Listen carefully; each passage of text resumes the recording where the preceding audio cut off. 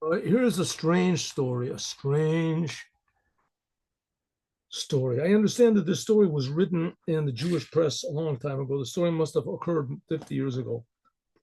And it's about a businessman, a non religious businessman whose name is Jerry Yardane.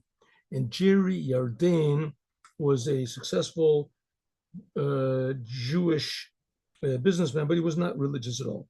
And he one day didn't feel good, so he went for checkups, and they discovered that he had a terrible disease. The disease had to be operated on immediately. It was getting worse and worse.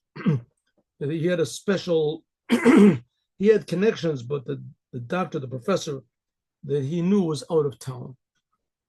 So he faxed the results, the X-rays, whatever, to this professor out of town, and he gave him the worst diagnosis that he could and a very dim prognosis. That he had to make an operation immediately. And that's what they all said also here. It was in Israel, I think, Israel or America. Doesn't really not important. Anyway, so he said he had to make an operation as soon as possible. So there was another doctor, he recommended another doctor, another big professor. And sure enough, they made the operation. In the middle of they gave him anesthetic. It was a very serious operation they had to make, I think, on his stomach. But it was very serious, and they had to remove a big tumor and etc. And in the middle of the operation, he was under anesthetic. Suddenly he woke up and he noticed that there was somebody else in the room. And it was the Lubavitcher Rebbe. And the Rebbe told him to say something to the doctor that was operating. And then the Rebbe went away and he fell back to sleep. He heard the nurses, the anesthetist, saying, the anesthetic is wearing out. Maybe we should give him more. And he woke up again. He woke up again. He was laying there. They had given him massive doses of anesthetics in order to keep him unconscious. And he said, I want to talk to the doctor. He said, what? He said, I want to talk to the doctor. And he said the doctor's name. So the doctor was there operating. He said, you want to talk to me? He asked him some questions to see if he was normal, what was going on. He never saw anything like this before in his life. The man was under heavy anesthetics. He was cut open like a fish, and he was conscious. If he was conscious, he should have felt the pain of the open wound that he had, but he didn't feel it. It wasn't a local anesthetic. They gave him, it was a. So the doctor said, you want to talk to me? What? So he said, the Lubavitcher Rebbe was just here.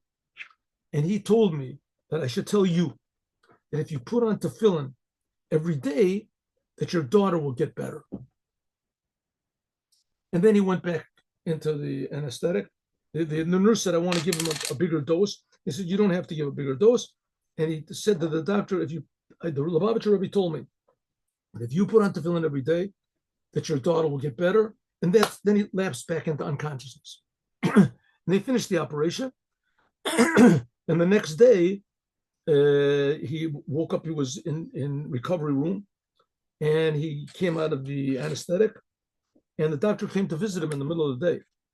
And the doctor said, "Do you remember anything about what happened yesterday?" I said, "I don't remember anything. I was unconscious. I was under anesthetic."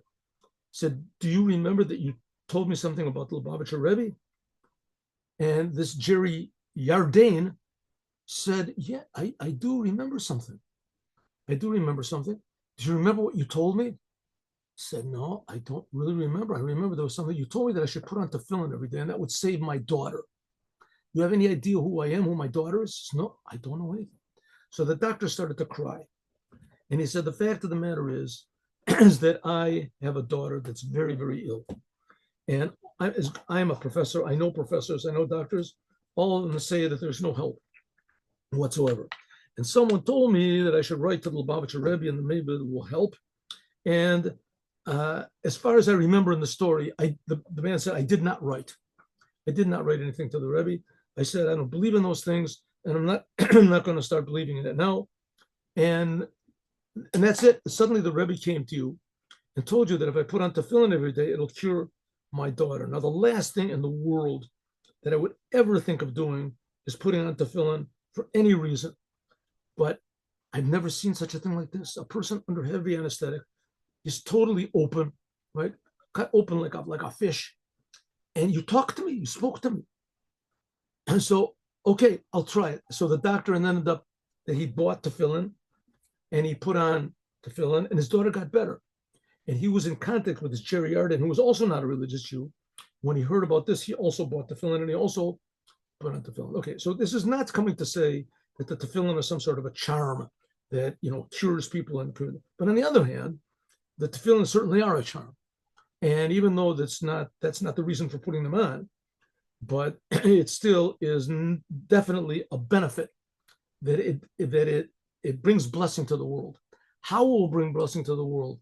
Why? It's not like an ATM machine that automatically, but for sure, if you do what God wants, is it brings blessing to the world somehow or other, and sometimes even in a visible way. And here was an amazing story, hard to believe, but you can believe me that I've seen personally even greater miracles. Especially, we saw the biggest miracle, perhaps of all, in the 6-day war, when the Rebbe told them that they should attack and that we would finish the war in 6 days. Nobody agreed with him.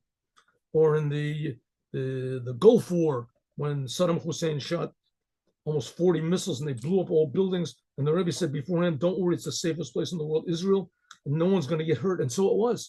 Even in the buildings that fell down, nobody got hurt. Amazing. So big miracles the Rebbe can certainly do. But the biggest miracle of all is when all of the Jewish people will come to their senses and return to Torah and the commandments. And then not only will all the diseases be cured, but there won't be any disease at all.